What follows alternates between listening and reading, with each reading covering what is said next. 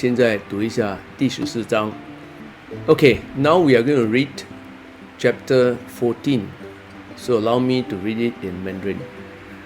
第14章，视之不见，名曰夷；听之不闻，名曰希；博之不得，名曰微。此三者不可致诘，故混而为一。其上不矫，其下不昧，神神不可名。复归以无物，是谓无状之状，无物之象，是谓惚恍。迎之不见其首，随之不见其后。自古之道，以喻今之有，能知古始，是谓道纪。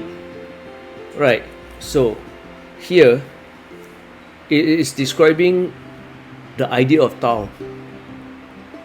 Right, like we have earlier said, Tao is something that is very difficult to explain, and if you explain it, and it is no longer Tao. So here it goes further to describe the limits of Tao, almost describing infinity. How can we see this infinity? Right? How can we see the end of Tao or the beginning of Tao? So what it has said here is trying to describe Tao that is very difficult to see through. So Tao is almost like there's no starting, there's no ending, right? So he's using the different organs that we have, senses that we have to describe Tao. See, first he said, if you look at it, you can't see it. So it is like so tiny until you couldn't see it, right? So we give it a name called Yi. Now if you hear it, if you want to hear it, it's so rare that you can't hear it. So rare that you can't hear it. So he gave it a name called Si, right? So he said that if you want to catch it, it's so tiny that your hand couldn't catch it. So something that's so tiny that you cannot catch it. So he said these three things is very difficult to explain, to describe to you. So it's almost saying that you are giving X, Y, Z to all these things. And it's very difficult to describe it. So all are lumped together and call it one, lumped to call it and take it as a singular thing, right? So it's saying that if you look high up or you look downwards, you really cannot be able to understand it, and then it's so muddled and so unclear that you also can't sense it, and then he said these things is very difficult to explain and there's no name to it. So finally we have to call it there's nothing, So because you couldn't explain, you couldn't give it a name, you couldn't see it, you couldn't whatever, what else can you do? You can only say there's nothing out there, but actually there's something out there. I guess this nothing is also something, right? So is it this thing,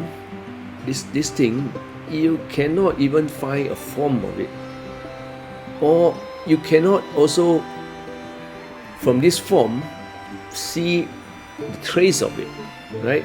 So it doesn't have any of this.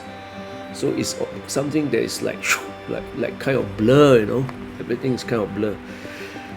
So he said this has come from antiquity, like antiquity, right? Until now. So even through this whole passage, right? If you could know, it's only the trace of it, and this trace, this thing, right? The trace, the thing that it left behind, right? To all this millennia, or even,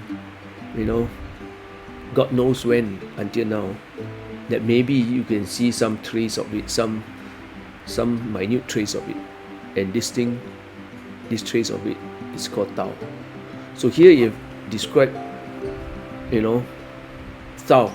So from the idea of what Tao is, it is something, but because that we cannot know it, therefore it is called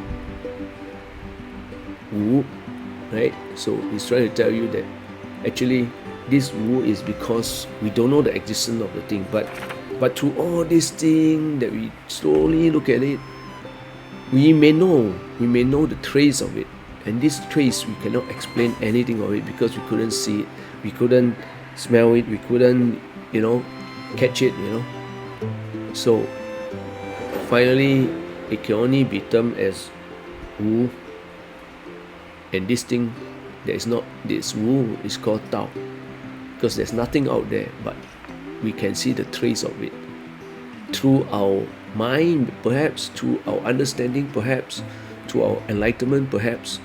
So this thing is called Tao. So this is Tao in its form, where in the material world, in a material form, where we cannot find it, but it is there. So this is Tao.